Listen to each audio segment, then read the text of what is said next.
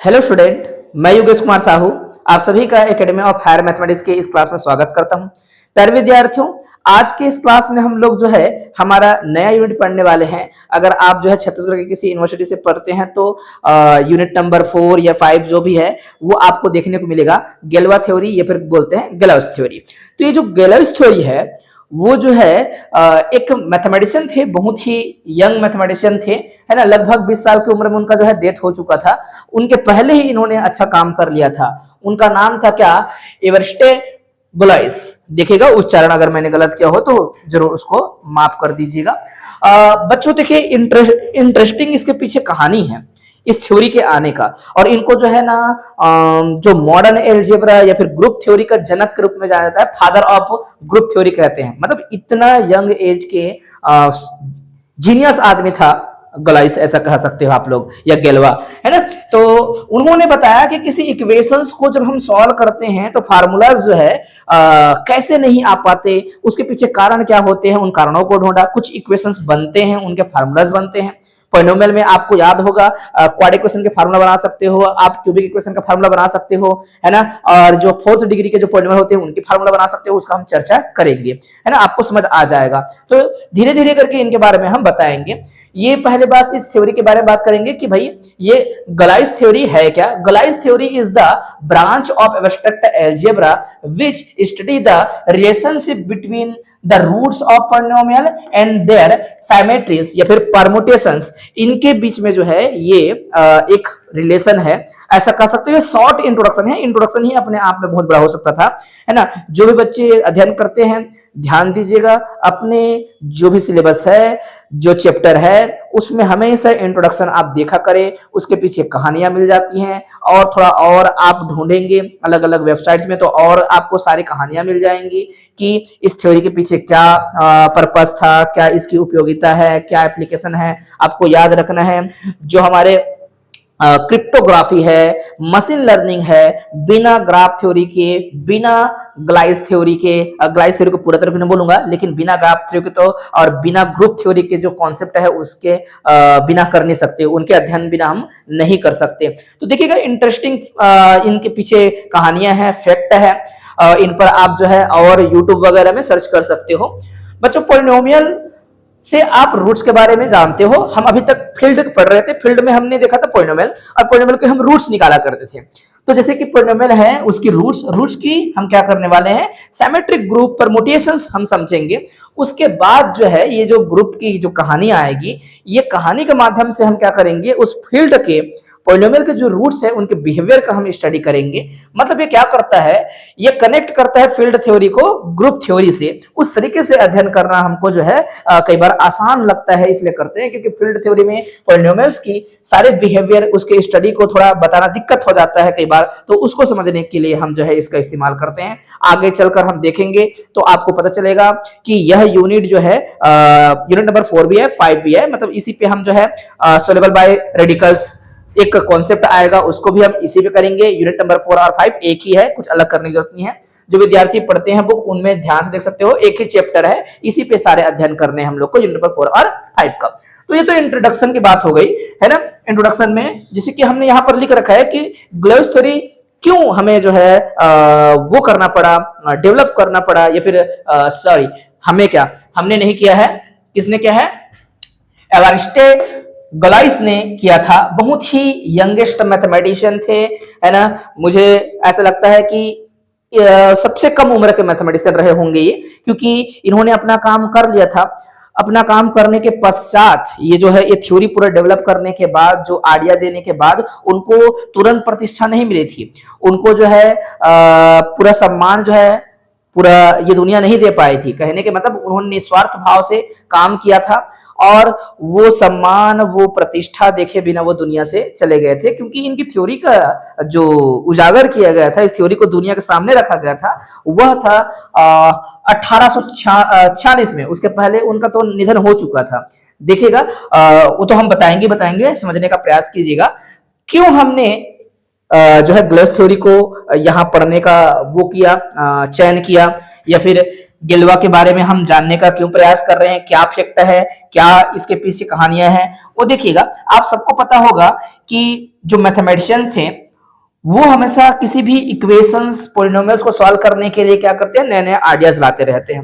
वो सोचते हैं कि फार्मूला बन जाए तो हम उसको जल्दी से सॉल्व कर ले। तो जैसे कि 2 डिग्री का आपको इक्वेशन याद होगा, उसको हम सोल्यूशन कर सकते हैं 20 से तोड़ के लिनियर फैक्टर करके, या फिर हम सीधा फार्मूला लगा सकते हैं, क्या, श्रीधराचार्य फार्मूला। वो क्या होता है, करेक्ट क्वेश्चन अगर a x स्क्वायर प्लस में b x प्लस c है तो हम निकाल सकते हैं x को इक्वल टू 0 करने के पश्चात है, ये इक्वल टू 0 नहीं दिख रहा है, आप कर देना। x की जो वैल्यू आएगी minus B plus minus B square minus 4ac upon T, ये हर कोई जानता है, हर विद्यार्थी जानता है। लेकिन ये क्या था, एक पॉलिनोमियल था, f ऑफ x था, तो f ऑफ x की जो रूट्स आएंगी ऐसा आएगा। ये तो हम अध्ययन किए थे, फार्मूला बनाए थे। अर्थात उसको तोड़ने से कई बार दिक्कत होता है, तो हम फार्मूला से हम फटाक से आंसर निकाल सकते हैं, क्योंकि किसी रूट्स को निकालने के लिए उनके कोफिशिएंट्स का भी हम इस्तेमाल कर सकते हैं, उनको रेडिकली चीजों को शो कर सकते हैं, बता सकते हैं, रिलेशन बना सकते हैं इनके बीच में। रूट्स कैसे बनेंगी, उनके कोफिशिएंट से। जैसे कि आपको 3 डिग्री का भी याद होगा, हमने बीएससी में सब चीज पढ़ा हुआ है। कार्डन मेथड हर विद्यार्थी को याद होगा और हम इस्तेमाल भी करते रहते हैं बीच बीच में, तो ये भी आप अच्छे से जानते हो। फार्मूला यहाँ पर लिखे नहीं है क्योंकि बड़ा लंबा चौड़ा इसका हम एक्सप्लेनेशन देते हैं, है ना, सॉल्यूशन कैसे करना है करके, वो अलग तरीका है ना, वो रिलेशंस को हमको रखना पड़ता है, हमने ऐसा नहीं किया है। बच्चों 4 डिग्री का भी आपको याद होगा, फेरारिस फार्मूला हम कहते हैं या फेरारिस मेथड कहते हैं, उसके माध्यम से जितने 4 डिग्री के जो पॉलिनोमियल्स होते हैं उनको आसानी से हम सॉल्व कर सकते हैं, ये सभी फार्मूला पता है। लेकिन डिग्री 5 का क्या, डिग्री 5 का क्या, तो सबसे पहले जो है 1824 में NH एबल द्वारा, या आबेल कहते हैं या एबल कहते हैं, उनके द्वारा जो है थोड़ा सा ये बताया गया, जानकारी हासिल किया गया कि ये जो क्वांटिटिक इक्वेशन जो होती है उनको सॉल्व करना आसान नहीं है, रेडिकली उनको दिखाना आसान नहीं है, मतलब फार्मूला जो है हम डेवलप नहीं कर पाते, आसानी से हम चीजों को नहीं बता पाते, कोई ऐसा फार्मूला एग्जिस्ट नहीं कर रहा था, है ना। तो इसी प्रॉब्लम को ही किसने बताया था, ये जो है ग्लाउज ने बताया था कि इनका फार्मूला हम बता सकते हैं, और उसको किस तरीके से हम बताएंगे उसकी कहानियां हैं यहाँ पर, कि पॉलिनोमियल के रूट, उसके सिमेट्रिक ग्रुप, उसकी जो है हम क्या करेंगे, अध्ययन करेंगे, उसके माध्यम से हम पॉलिनोमियल्स की जो सॉल्यूशंस हो सकती हैं उनके बारे में अच्छे से बताया जा सकता है, और वो ग्रुप थ्योरी मदद करेगी। तो देखिएगा, मैंने जैसे कि पहले बता दिया था कि 1811 में ये पैदा हुए थे, 1832 में इनका देहांत हो गया था। अपना काम तो कर लिया था, लेकिन इनकी जितनी भी उपलब्धियां की जानकारी जो है इनको देखने को, दुनिया को देखने को तब मिला जब 1886 में जोसेफ लिविल ने इनको इंट्रोड्यूस किया था दुनिया के सामने। पूरा वर्क जो है कंप्लीट करने के बाद जो है इन्होंने ये पब्लिश किया था, ठीक है। तब जो है पूरा दुनिया, जो गणित की दुनिया है, उन्होंने इनके बारे में जाना। इसके बारे में और कुछ अध्ययन करना है तो बिल्कुल यूट्यूब वगैरह में जाकर, विकिपीडिया में जाकर, या फिर किसी भी अलग अलग जो सोर्स है उनके माध्यम से जाकर और अध्ययन करें, क्योंकि जितने भी मैथमेटिशियन हैं उनके बारे में जानने से और हमें अंदर से मोटिवेशन मिलता है, समझ आता है कि देखो जो चीजें नहीं थी उनके बारे में सोचना कितना वो बुद्धिमत्ता की बात रही होगी, उसको दुनिया के सामने लाना। और हम ऐसे हैं जो कि आ चुका है, हमारे सामने है, बुक में लिखा है, उसको पढ़ रहे होते हैं, तो हमसे कहीं ज्यादा दिमाग वाले लोग रहे होंगे। हम तो जो है उनके मैं तो 1% भी नहीं बोलूंगा, उतना हमारे पास नॉलेज नहीं होगा, है ना। तो आप सभी अध्ययन ऐसा करें कि दिमाग हमेशा कुछ नया चीज ढूंढ रहा हो, ऐसा अध्ययन करें, मैं आपसे यही उम्मीद करता हूं। मेरे प्यारे विद्यार्थियों, देखिएगा, ऑटोमॉर्फिज्म्स जो है हमें समझना होगा, क्योंकि ये जो पूरा थ्योरीज है, इस थ्योरी पर भी थोड़ा सा क्या होगा, काम होगा, तब हम आगे चीजों को समझ पाएंगे, क्योंकि हमको ग्रुप फॉर्म करना होगा। ऑटोमॉर्फिज्म सारे विद्यार्थियों को पता होगा। ऑटोमॉर्फिज्म मतलब एक मैपिंग जो कि एक ग्रुप से दूसरे ग्रुप में जाया करता था। बीएससी फार्म में हम ऐसा पढ़ा करते थे, है ना। तो हमारे पास अब ग्रुप नहीं होगा, फील्ड होगा, एक मैपिंग। ऑटोमॉर्फिज्म एक प्रकार का क्या है, आइसोमॉर्फिज्म ही है, लेकिन वो आइसोमॉर्फिज्म क्या होता है, खुद ही पर होता है। एक ग्रुप जी से जी पर कोई अगर आइसोमॉर्फिज्म हो तो उसको हम ऑटोमॉर्फिज्म कहते थे। आइसोमॉर्फिज्म की क्या कहानी है बोलेंगे तो आइसोमॉर्फिज्म वो मैपिंग होता है जो कि 1-1 हो, 1-2 हो, अर्थात बाइजेक्टिव हो और खुद पर होमोमॉर्फिज्म हो। तो वैसे मैपिंग को हम आइसोमॉर्फिज्म कहते थे। ऑटोमॉर्फिज्म में खुद से खुद पर मैपिंग होता है, इसी को ऑटोमॉर्फिज्म कहते हैं। आइसोमॉर्फिज्म में कोई भी हो सकता था, कोई भी ग्रुप हो सकता था। तो अब बाइजेक्टिव मैपिंग सिग्मा बोल सकते हो, कहीं पे पाई लिखा होगा, कहीं पे स्मॉल एफ लिख सकता है, लेकिन एफ का इस्तेमाल कम करते हैं क्योंकि इस फील्ड से कई बार कंफ्यूजन हो जाता है इस कारण से। तो अपन सिग्मा, पाई, टाउ, है ना, ओमेगा, इन सभी का इस्तेमाल करते रहते हैं। तो ये एक बाइजेक्टिव मैपिंग है और बाइजेक्टिव मैपिंग फील्ड से फील्ड पर जाएगा। तो पहले फील्ड बता दीजिएगा, ये फील्ड है करके। इस बाइजेक्टिव मैपिंग को कहते हैं हम लोग automorphism of field F. If for all element, कोई भी एलिमेंट दो अगर हम उठाते हैं तो ए और बी का अगर यहां पर ऑपरेशन होता है प्लस एडिशन, तो उसका इमेज बनाने से उनके इमेजों का अलग अलग, क्योंकि ए का इमेज क्या बनेगा, ए का इमेज बनेगा सिग्मा ए, बी का इमेज क्या बनेगा सिग्मा ए। जितना एलिमेंट होता है उतना यहां पर इमेज बनेगा क्योंकि मैपिंग क्या था, बाइजेक्टिव। तो ए का इमेज सिग्मा ए, बी का इमेज सिग्मा बी। अगर ए प्लस बी हो जाएगा तो इमेज क्या होगा, सिग्मा ए प्लस बी। तो बनेगा जरूर, लेकिन इधर आने के बाद ये जो है किसके इक्वल होंगे, इन दोनों के एडिशन के इक्वल होंगे। मैंने पीएससी में बच्चों को कई बार समझाया है कि ये कई बच्चे क्या बोलते हैं, ये अंदर चला गया, कोई मल्टीप्लीकेशन नहीं हो रहा है जो अंदर जाएगा। कि क्या अर्थ निकलता है इसका, कि ऑपरेशन का इमेज इक्वल टू इमेजों का ऑपरेशन। मैं ऐसे बच्चों को समझाता हूं, है ना। तो ऑपरेशन चाहे डॉट हो चाहे प्लस हो, अगर डॉट है तो ऑपरेशन डॉट में इमेज इक्वल टू इमेजों का ऑपरेशन है, मतलब डॉट है तो डॉट, प्लस है तो प्लस होगा। इस प्रकार से लिख सकते हैं हम लोग। तो ये है आपका ऑटोमॉर्फिज्म, बहुत ही सिंपल कॉन्सेप्ट है। ना जाने इसको कितना बार आप लोगों ने पढ़ा होगा बीएससी में, और हम जो है लगातार इसका इस्तेमाल करते ही रहते हैं। लेकिन ऑटोमॉर्फिज्म क्या है आप पहले भी जानते थे, ये होमॉर्फिज्म है। जब खुद से खुद पर होता है तो क्या होगा, वो बाइजेक्टिव के साथ है तो वही ऑटोमॉर्फिज्म कहलाएगा। ठीक है, मतलब ऑटोमॉर्फिज्म एक प्रकार का आइसोमॉर्फिज्म ही है बोलोगे, है ना। सिंपल सी बात है। कुछ चीजों को नोट कर लेते हैं, जैसे कि हमारे पास दो ऑटोमॉर्फिज्म है ना। एक है क्या, सिग्मा है, एक है टाउ। कोई पाई बोल सकता है, कुछ भी बोल सकता है। कहां पर, सेम फील्ड एफ पर। दोनों ही इक्वल कहलाएंगे यदि ये सेम इमेज बनाते हैं। मतलब ए कोई एलिमेंट है तो ए का जो इमेज होगा सिग्मा के द्वारा, वही इमेज जो है टाउ के द्वारा बनेगा। तो जो सिग्मा ऑटोमॉर्फिज्म है और वो जो टाउ ऑटोमॉर्फिज्म है, दोनों इक्वल ऑटोमॉर्फिज्म है बोलेंगे, क्योंकि ये हर एक एलिमेंट को ऐसे मैप करते हैं। तो दोनों सेम है, आइडेंटिकल है भी कहते हैं कई बार। दूसरा है कि दोनों इक्वल नहीं है। सिंपल सी बात है कि कोई भी एलिमेंट का इमेज इक्वल नहीं बनाते होंगे। ठीक है, ये सिंपल सा कॉन्सेप्ट ऑब्जेक्टिव वगैरह में पूछा जा सकता है। जो डेफिनेशन स्टार्ट हो रहा है बुक में, उस पहले पेज में इनके बारे में अध्ययन करने से ये पता चलता है। तो हमने ये चीजें लिख दी है, मेंशन कर दिया है। ऑब्जेक्टिव वगैरह में चीजें सिंपल पूछ देते हैं कभी कभी। फिर आता है प्रॉपर्टीज ऑफ ऑटोमॉर्फिज्म। मुझे पूरा उम्मीद है कि आप सभी विद्यार्थी प्रॉपर्टीज ऑफ ऑटोमॉर्फिज्म जानते होंगे। यही आइसोमॉर्फिज्म, होमोमॉर्फिज्म का भी प्रॉपर्टीज हुआ करता, हम पहले भी पढ़े हैं। कैसा है पहला प्रॉपर्टी देखो, जीरो का इमेज हमेशा क्या बनेगा, जीरो बनेगा। वन का इमेज क्या बनेगा, वन बनेगा। माइनस वन का इमेज क्या बनेगा, माइनस में बनेगा। तो जैसे कि सिग्मा जीरो, मतलब जीरो का इमेज क्या बनेगा, जीरो। वन का इमेज वन, माइनस वन का इमेज माइनस वन, और माइनस ए का इमेज माइनस ए। यहां पर थोड़ा सा मिस्टेक है, इसको अपन क्या लिखेंगे, माइनस सिग्मा ए। ठीक है, ये क्या है, कोई एडिटिव इनवर्स का इमेज क्या हो जाएगा, इमेज का एडिटिव इनवर्स होगा। ठीक है, अच्छा मान लो कोई नॉन जीरो एलिमेंट है तो उसके इनवर्स का इमेज, ये मल्टीप्लिकेटिव इनवर्स है तो इमेज का इनवर्स आएगा। एलिमेंट का इनवर्स का इमेज है, ये एलिमेंट है फिर इनवर्स है, उसका इमेज है, तो पूरा क्या आएगा, इमेज का इनवर्स आएगा। ये भी हमने अध्ययन किया था। बहुत सारे बच्चे सोच रहे होंगे कि ये अध्ययन किया था, वो अध्ययन किया था, सर बता रहे हैं करके। तो जो विद्यार्थी यहाँ बीएससी किए हैं उन सबको याद होगा कि मैंने ये सब चीज पढ़ाया था, बीएससी में ही पढ़ाया था, है ना। तो याद ना हो तो याद कर लेंगे। जो नए विद्यार्थी हैं, जो बीएससी जो है हमारे इस एकेडमी से नहीं पढ़े थे, नहीं जुड़े थे, तो आप जो है चीजों को नोट करते जाइएगा। कोई बड़ी बात नहीं है, बहुत सिंपल सी कॉन्सेप्ट है। ये बीएससी की बुक में जाकर देख सकते हो बच्चों। ऑटोमॉर्फिज्म एफ, ये जो है ना सेट है, ये ऐसे लिखा रहेगा ऑटो एफ करके। तो ये जो ऑटो एफ लिखा है, जो भी लिखा है एफ करके, मतलब जितने भी एफ के बीच में ऑटोमॉर्फिज्म मैपिंग हो सकता है, जैसे कि आपने कहा था sigma tau, sigma one, sigma two, जितने भी मैपिंग ऐसे बना सकते थे। हर मैपिंग की अपनी बिहेवियर होती है, मैपिंग करने का तरीका होता है। हर फंक्शन को अपन क्या कह सकते हैं, एक प्रकार का ऑटोमॉर्फिज्म की अगर प्रॉपर्टी रखे तो ऑटोमॉर्फिज्म का एक हिस्सा कह सकते हैं।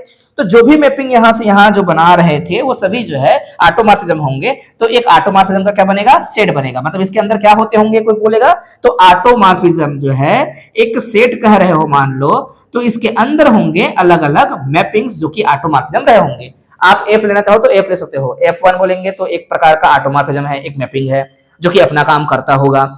एक सिग्मा है, सिग्मा भी एक प्रकार का मैपिंग रहा होगा जो कि ऑटोमॉर्फिज्म का काम करता होगा। अपना इमेज बनाने का तरीका अपना हो सकता है।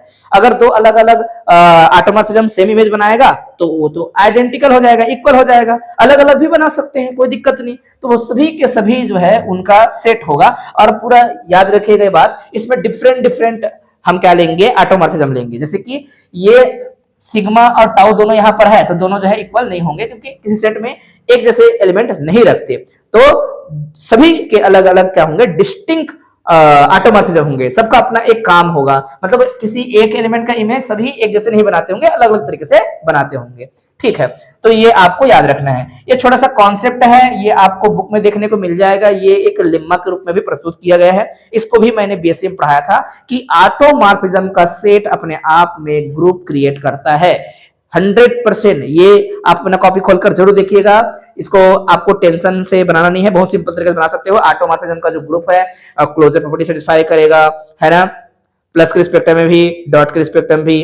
तो अगर प्लस के रिस्पेक्ट में बोला है तो प्लस बोलेंगे, लेकिन यहाँ पर प्लस और डॉट एलिमेंट के बीच में होंगे, मैपिंग के बीच में होगा कंपोजिशन ऑफ मैपिंग। ठीक है, मतलब डॉट जैसा हम जो करते हैं ना, गॉप फॉग, वो होगा, है ना। तो एलिमेंट के लिए आप जो है क्या इस्तेमाल करोगे, यहां अगर काम कर रहे हो तो प्लस और डॉट ये सब इस्तेमाल करोगे। लेकिन इस सेट में जब कोई बोले कि यहां ऑपरेशन क्या लेना है, कोई पूछे, तो कंपोजिशन मैपिंग लेना है। क्या लेना है, मैपिंगों के बीच में कंपोजिशन। जैसे कि एक इमेज बनाना है मुझे, तो एफ लिख दिया, फिर क्या लिख दिया मैंने, अंदर में जी लिख दिया और एक्स लिख दिया। इसका क्या मतलब है कि जी और एफ आपस में कंपोजिशन हो गया। मल्टीप्लाई नहीं बोलना है, पहले जी मैपिंग बनाएगा, फिर क्या बनाएगा, एफ मैपिंग बनाएगा, है ना। इस प्रकार से हम लिखते हैं। बात समझ आ रहा होगा। ये चीजें बीएससी में भी कई बार कर चुके हो, एमएससी में भी बच्चे करते ही रहते हैं। फिर आता है F automorphism. F automorphism, F automorphism क्या है, बहुत सिंपल सा डेफिनेशन है इसका भी एफ ऑटोमॉर्फिज्म का। जैसे कि हम एक्सटेंशन फील्ड ले ले, और एक्सटेंशन फील्ड के लिए मैं क्या करूंगा, इधर जो थ्योरी है, जो कॉन्सेप्ट है, उस कॉन्सेप्ट को मैं मिटाने वाला हूं। अपन क्या करते हैं, इमेज बनाते हैं, तब अच्छे से समझ जाओगे आप लोग किस प्रकार से इमेज बना सकते हैं। ध्यान से देखिएगा। एफ ऑटोमॉर्फिज्म, एफ ऑटोमॉर्फिज्म में सबसे पहले तो आपके पास क्या होगा, एक फील्ड होगा। फील्ड मैंने एफ लिख दिया। हम एक्सटेंशन थ्योरी पढ़ रहे थे तो एक्सटेंशन लेंगे। ये सपोज दैट ई है एक्सटेंशन। तो एफ ऑटोमॉर्फिज्म एक्चुअल में ऑटोमॉर्फिज्म ही है, लेकिन ई से ई पे जाएगा, है ना। एफ तो होता ही है, ई खुद ही है ना। तो हमने दो बार इसको क्रिएट कर लिया, मान के चलना। एफ का एक्सटेंशन है ई, है ना, एफ का एक्सटेंशन है ई। तो इनके बीच में मैपिंग हो रहा था। इनके बीच में ये जो ई है एक्सटेंशन फील्ड में, let F be a field and E be an extension field of F. An automorphism sigma of E, जो एक ऑटोमॉर्फिज्म है, मतलब ये प्रॉपर्टी रखेगा, वो जो है एफ ऑटोमॉर्फिज्म कहलाएगा। यदि एक काम और कर ले, ये तो करेंगे, लेकिन ई से ई पे करना है मैपिंग को, है ना। क्या करना है आपको, चलो यहां लिखता हूं। ये जो सिग्मा है वह कहां से कहां होगा, ई से ई पर होगा। ये सारे प्रॉपर्टी रखेगा क्योंकि ऑटोमॉर्फिज्म है। ये एक और प्रॉपर्टी रख लेगा, वो क्या प्रॉपर्टी है, सिग्मा ए इक्वल टू ए रखेगा। अब ये क्या है, सिग्मा ए इक्वल टू ए, ये जितने भी एलिमेंट एफ से उठाएगा, कहां से, एफ से उठाएगा, इसके अंदर से उठाएगा, उन एलिमेंट को नहीं बदलेगा, है ना। इनको बदलना छोड़ देगा। इनके एलिमेंट को हो सकता है कि उनका हुलिया चेंज होगा, यहां एक्स है मान लो, तो सिग्मा एक्स कुछ खास हो, सपोज ये इक्वल टू एक्स ना हो, कुछ वाई बन जाता हो। क्या बन जाता हो, वाई बन जाता हो। एक्स याद रखिएगा, एक्स कहां से आया है, बोलेंगे सर एक्स आया है ई से। कहां से, ई से, लेकिन एक्स जो है एफ से नहीं लेने वाला, इसके अंदर से नहीं लोगे, बाहर का एलिमेंट है, मतलब ये एलिमेंट बाहर का हो सकता है, एल्जेब्रिक एलिमेंट हो सकता है, एक्सटेंशन का एलिमेंट हो सकता है। लेकिन जितने भी एलिमेंट होंगे किसका, एफ का, उनको क्या करेगा, फिक्स करेगा। देखो डेफिनेशन को मैं रिपीट कर रहा हूं, F be a field and E be an extension field of F, an automorphism sigma of E, E पर ऑटोमॉर्फिज्म है, इज सेड टू बी, ये जो है is said to be an F automorphism of E if sigma A equal to A for all A belongs to F, that is क्या करेगा, sigma leaves every element of F, एक के हर element को क्या करेगा, लिव करेगा, छोड़ेगा, मतलब उनको बदलेगा नहीं, उनको हमेशा क्या रखेगा, फिक्स रखेगा, अनचेंज रखेगा। ये हमारा डेफिनेशन है, अच्छे से रट लीजिएगा। बाकी आगे जब हम क्वेश्चंस बनाएंगे, जब न्यूमेरिकल्स बनाएंगे, थ्योरम बनाएंगे, सभी जगह पर ये काम आएगा। तो मैं उम्मीद करता हूं कि ये जो हमारा छोटा सा क्लास है आपको ज्यादा बोर ना करते हुए, एक दिन में बहुत सारा कॉन्सेप्ट मैं नहीं पढ़ाना चाहता, धीरे धीरे धीरे करके हम हर एक दिन छोटा छोटा कॉन्सेप्ट ऐड करते जाएंगे। और ये जो ग्लाइस एक्सटेंशन थ्योरी है, उसके रिलेशंस हैं, उन सभी के बारे में अच्छे से अध्ययन करने वाले हैं। तो आज के क्लास में बस इतना ही स्टूडेंट्स। नेक्स्ट क्लास में हम इसके न्यूमेरिकल क्वेश्चंस, कॉन्जुगेट एलिमेंट्स क्या होती हैं, उन सब का अध्ययन करेंगे और आसानी से जो है इस थ्योरी को हम समझ लेंगे।